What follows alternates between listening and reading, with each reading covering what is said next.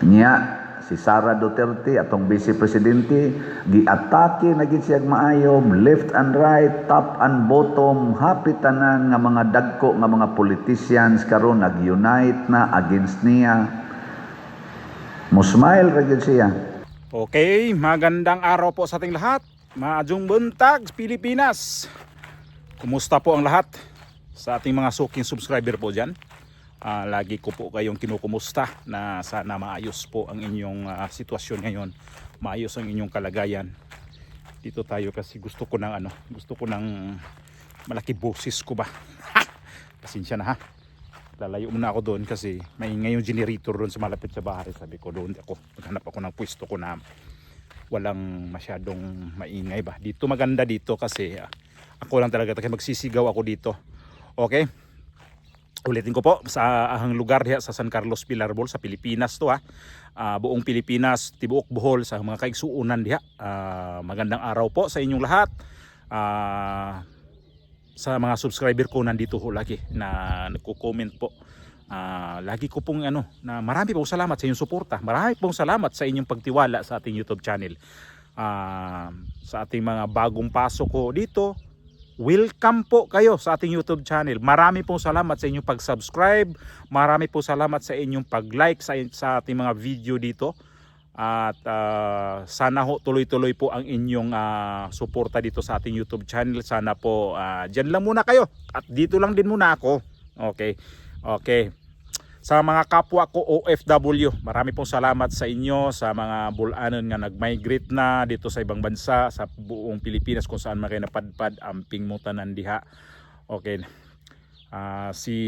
Balik tayo kay Father Ubod na pare sa Cebu na sabi niya dati di daw to siya DDS, pero bakit ano lang niya yon, parang lang niya, hindi ako DDS, pero by term doon na ginagamit niya para maano niya na hindi siya DDS. Pero kung titingnan natin, Maki Duterte siya. At ito ngayon, hindi lang sa mga Duterte siya, sobrang humanga din siya kay Pastor Apollo Kibuloy na ito yung kinulong itong administrasyon ni Bongbong Marcos. At lalong hanga siya kay sa mag-ama na dating Pangulong Duterte at kay VP Sara. Sa nangyari nila ngayon, lalo kay VP Sara, sa nangyari kasi ni VP Sara ngayon ay patong-patong daw na kaso, may impeachment, may pa yan, yung tatay niya kinulong, pero sabi niya gwapa gyapon ang presidente. Dito sa inyo wala sigurong makapantay sa kagwapa kaya VP Sara. Realidad ho yun. Gwapa naman talaga si VP Sara. Para sa akin ang tingin ko sa kanya, hindi talaga siya, parang walang problema. Masabi ko dito sa kanya, superwoman talaga tong si VP Sara sa nangyari sa kanya ngayon. Kaya nangyari sa Pilipinas, ito'y maganda magiging presidente talaga. Kasi bugbog na nga. Pero ang kanyang pag-aruga nating mga Pilipino, nandun pa din. At hindi ka pa na pagpunta sa Tacloban, ginawang issue ho yun. Pero yun pala, request doon yun sa mga magulang na kahit man lang boses daw ni VP Sara, sapat na ho sa kanila yun. Ipasok natin ang video, panoorin ninyo. O sa mga Tagalog, pasensya na ho kayo kasi Bisaya ho si Father Ubod, pero napakaganda kasi nito magbigay ng homily. Pasok ko muna, panoorin natin ha. Ang atong nasod karon muragi daog-daog sa kahigayunan o sa sitwasyon. Dali kay tang matumba sa atong mga baruganan, labi ng atong mga leaders. Muna daigo nato ang baruganan sa pipila nato ka mga leaders sa nasod, sa gobyerno, nga lig-on og baruganan nga bisag mapriso di gyud mausab ang baruganan, labi na gyud baruganan batok sa korupsyon, batok sa mga inhustisya, batok sa mga illegal nga mga buhat sa atong katilingban. Muhisgot ag pipila, ambot na usab ba ang baruganan ni Pastor Apollo Kibuloy? Nausab ang iyang baruganan? giguba man tong iyang kingdom, nya gipriso siya karon, ni surrender ba siya sa iyang baruganan? Nakadungog mo? Oh, so check siya, ligon siya baruganan. Si kuan, ang mga dilaw, mga katubang mga yellow sa una, ligon bagbaruganan. Sige man to sila rallies una nga Marcos kawatan, Marcos diktador, never again. Karon nausab ba ilang baruganan o tanaw nako nausab kay wa naman sila mag-rally against sa Marcos na katuon tang kawat sa una sa administrasyon ni Marcos Sr. gamay ra ka ito murar tog sinsiyo ikumparar sa nawa arong kwarta kaning panahon sa administrasyon ni Marcos Jr. Dili ko moingon nga siya ay nangawat, pero tungod kay siya may hari nato, siya gyud obligado nga mosulbad ani. Nya mura mag napasagdan trillions man sa una ang iyang papa, millions raman to, ambot niabot ba katog billion, murag million ra to, karon trillions man. Nausab sad ang baruganan sa mga yellow hastas mga pink. Kumusta man ang baruganan sa mga Duterte ni Rodrigo Duterte, Sara Duterte, iyang mga igsuon o iyang mga gitawag nato DDS, diehard Duterte supporters, nangausab ilang baruganan, labi na gyud ang mga leaders. Akong tanaw murag wa mausab na priso si President Duterte ron dito sa Dahig, more than 1 year na. Wa gyud mausab ang iyang baruganan nga niingon siya, why jurisdiction ang ICC aning akong kaso. Nya si Sara Duterte atong Vice Presidente giatake na gid siya maayo left and right, top and bottom, happy tanan nga mga dagko nga mga politicians karon nag-unite na against niya. Musmile ra gid siya. Guwapa lang yapon tanawon. Wagi usa ninyo dinhi makatupong sa kagwapas atong Vice Presidente tingali, no? Iling nga imong tupad ina katupong ka sa atong Vice Presidente. ang ako untang ma-imagine ba kana bitang atakihon kag maayo, ibas ka sa social media, kaso nimo nagpatong-patong, di apay impeachment, di apay mga suod nimo una nga karon ni kontra na nimo. Ang ako jung ma-imagine nga makita na kong naong sa atong Vice Presidente nga haggard ba kanang haggard, way tug, unya guol kaayo, nya magsigig ingon tabangi ko ninyo. Na-touch kay ko sa gibalita nga kadtong gipamusil nga mga estudyante didto sa Leyte. Ang biktima ato, ang ginikanan ni padag mensahe sa social media man tingali to or diinto niya gi-address nga bisag tawagan lang ni unta ni BP Sara, igo na namo nga makabati mis iyang tingog. Kay pertigid nila nagyong bugata sa ilang gibati. Wa man sila mangandoy nga makabati sila sa tingog ni President Bongbong Marcos, nya si Romualdez atong speaker taga Leyte man gina, iya man ang baluarte dia. Wa man sa sila maingon nga mutawag unta namo si former speaker Romualdez. Ang ilang gipangandoy nga mutawag unta bisag tingog lang sa Vice Presidente nga mangumusta namo. Ang resulta matud pas balita, alas 5 buntag niabot si BP Sara didto sa balay sa namatyan. O gibisita niya ang usa alas 5 buntag, niya ang lain na sang namatay, iyang gibisita og alas 6 sa buntag. Personal nga gibisita. Way kahadlok. Niya naa ang iyang gugma, mausad ang iyang gibuhat didto adto ni Rene sa tingan ato katong player nga taga Agusan del Sur. Bisita gyapon siya, naa siya time to console. Kana bang mga leader nga naay time to console the members? Ligo nagbaruganan, Lisod na ingon ana. Kay mo ingon man jud ka, muadto ka didto nga kon ako gani diri. Kabuang naman gani kog atiman. Ana ba? Itong pare na to, hindi ko to siya maano ba na maburing ka magmisa, mag-attend sa misa kasi nga, ang ganda naman kasi ng mga humili niya. Politika, andon yung parte sa Panginoon. Kumbaga para sa akin, balanse ang kanyang pagbigay ng opinion sa mga tao. Balanse ang kanyang pag-distribute sa mga, para malaman din sa iba. Kaya didistribute niya ng balanse ba politika at saka pa sa sa Panginoon. Para sa akin, okay ho to. Di kagaya ba na may ibang mga pare nga diyan na umatake lang sa mga Duterte dahil lang sa bayad ng kwarta, sa pera.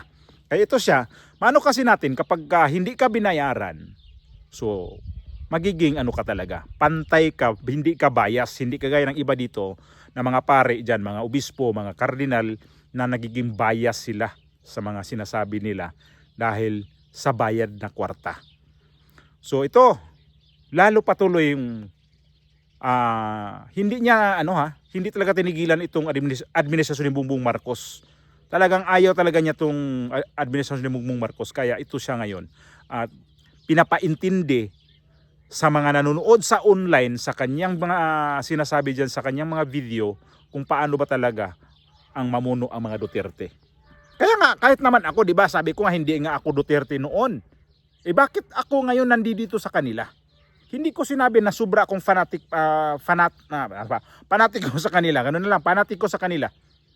Kasi, hindi naman talaga ako musapul-sapul talaga na noon na hindi pa talaga ako maki-Duterte.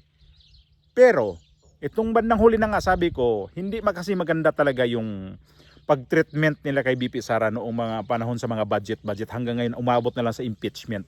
Ito yung sinasabi niya. Patong-patong na kaso, impeachment, kinulong yung tatay ni VP Sara, si Pangulong Duterte. So, ano nangyari ngayon sa mga kalaban ni VP Sara? Hindi nila mapakali kung ano talagang gagawin nila to kay VP Sara. Paninira doon, paninira dito. Talagang kahit ano na lang yung nangyari sa Tacloban, pinagbintangan, mga Duterte pa din. Sabi ko, grabe naman to. Tapos yung impeachment niya, mga lumang mga kaso ni BP Sara, mga lumang issue ni BP Sara, kinalkal nila. Sabi pa nga ng iba, bakit hindi na lang isama tong mga nakalaban ni BP Sara nung nag-kindergarten siya? O kaya nung nag-grade 1 siya, nung nakaaway niya, para magiging issue din o magiging witness na rin dito sa impeachment. Imagine natin, makikita pa rin natin hanggang ngayon yung sinuntok niya na sheriff na ginawa nila ngayon witness, pero malas sila kasi ang sheriff na yan, yung si Abi, ano bang pa-apelyido nun, ayaw niya na mag-testify dito sa prosecutor, sa mga na mag-prosecute kay BP Sara. Ito kami Mindanao yan kahit pa sabihin na nakatikim niyan dati ni VP Sara, na-realize niya na mayroon siyang pagkakamali noon. Hindi kasi alam nitong nangyari nitong mga hayupak na to na anong dahilan noon na sinuntok siya. Kasi nga, tinawagan siya na wag mo munang i-demolish yan dyan kasi darating pa ako. Antayin mo muna ako at saka mag-usap tayo. Dinimolish niya. Nag-decision siya. Di ang pagdating ni VP Sara noon, nagtaka siya bakit ano nangyari dito. Di yan na nangyari. Binugbog siya. Ngayon, ginawa nilang witness. So ano? Sino pang gagawin yung witness? Na yung mga witness niyo ngayon, yung piatos na tagilid pa din. Yung nasundan ko, yun yung topic. Kung gusto niyo mapanood yung yung nasundan nitong video na to, panoorin niyo yun. Kung bakit tagilid ang kaso na impeachment ni BP Sara. Kasi nangalkal sila ng mga kaso Yung mga impeachment, yung kaso na yun sa sheriff, hindi pa ho yun siya vice president, mayor pa siya ron. Bakit pinasok nila dito sa impeachment na to? Na ang pinagdebatihan dito, ang pinag-usapan dito, vice presidente siya, gumastos siya ng milyon daw. Bakit parang, aywan, hello ko sa inyo mga congressman kayo. Mga abogado at abogada pa naman kayo, pero wala kayo alam. So ayun, ito si Father Shano Ubod, muling inatake itong administrasyon ni Bongbong Marcos. Muling gisaway ba? Ano ba sa Tagalog yan? Wala, hindi talaga gusto niya ang mga Marcos. Yung sinabi niya, noon ang itong mga yelo, itong mga liberal, against sa mga Marcos ho yan, totoo ho yan. Ninoy Aquino, sino bang pinagbintangan na ang pumatay sa kanya? Mga Marcos, di ba? Pero saan ang mga ngayon, mga Aquino? Kumampi dito kay Bongbong Marcos. Yung mga nila yan dati, ayaw nila kay sa mga Marcos yan. Hindi ko maintindihan bakit itong si Bam Aquino nakipag-alay dito sa sa administrasyon ni Bongbong Marcos. Na Aquino ito eh. Kung tutuusin, kung titingnan natin to, yung mga pinsan nito, si Pinoy, yung tsuhi nito, ayaw talaga sa mga Marcos to. At di ko maintindihan itong si Bam Aquino, bakit nakapag-alay siya dito? So ibig sabihin nito mga to, wala talaga panindigan. Dito hanga si Father Shano Ubod dito sa panindigan nito nitong mag-amang Duterte at saka itong si Apollo Kibuloy, si Pastor Apollo Kibuloy. Hanga siya dito kasi hindi talaga nagbago ang kanilang ang kanilang pagkatao. Makulong man, kasuhan man, o ano man mangyari, mamatay man dito sa kulungan ako, basta ang ko dito ipaglaban ko na ito ako. Bahala kayo dyan. So, sa nangyari ngayon sa Pilipinas, itong na to, ang dahilan kasi nito talaga, pera talaga eh. Kaya kung makikita ninyo ang mga balita ngayon dito sa mga utang-utang na naman, magkano ang utang ng Pilipinas, magkano ang utangin na naman itong at magkano ang budget itong 2027 na national budget, andyan na. Magkano yan? 17 trillion? Saan kukunin yung pera na yan? Bakit napakalaki yan? 17 trillion yan o 7 trillion? Hindi ko na kung magkano ho yun. Kasi ito ngayon 6 trillion yata o 6 trillion. So ayun, umangat na naman. So ibig sabihin yan, may pupunduhan na naman yan. Ang laki-laking budget na yan by next year. Ayan na.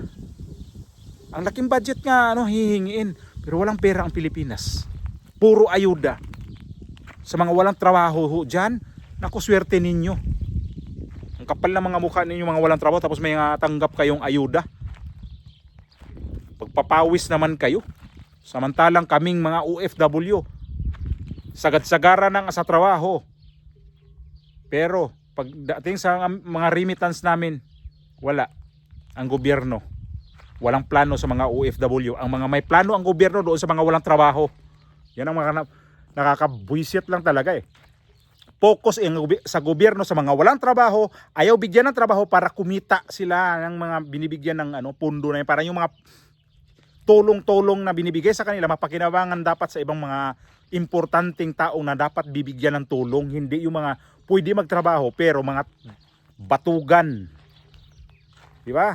Nagalit na naman ako dito sa mga, di ba? So, ayun. Hanggang kailan itong si Father Ubod na magbigay ng opinion, magbigay ng suggestion dito sa kanyang mga nasasakupan na ang mga Duterte talagang matibay ang loob. Oh.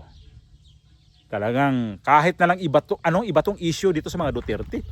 Dahil alam nila na itong mga Duterte, pagdating itong eleksyon na to, mangingibabaw pa din. O ma-impeach man si BP Sara, kung hindi talaga to nila dayain tong na to, hindi ma-impeach. Kaya lang may pananakot. Oh. So, ayan. May gaba din Bongbong Marcos. Tandaan mo 'yan. Yung mga kinakalaban mo diyan, si Pastor Apollo Kibuloy at saka si dating Pangulong Duterte, may edad na ho 'yan. May karma ka ding animal kang Bongbong Marcos ka. Darating at darating sa iyo 'yan. Tandaan mo 'yan. Hindi ka pwedeng magiging santo dahil isa kang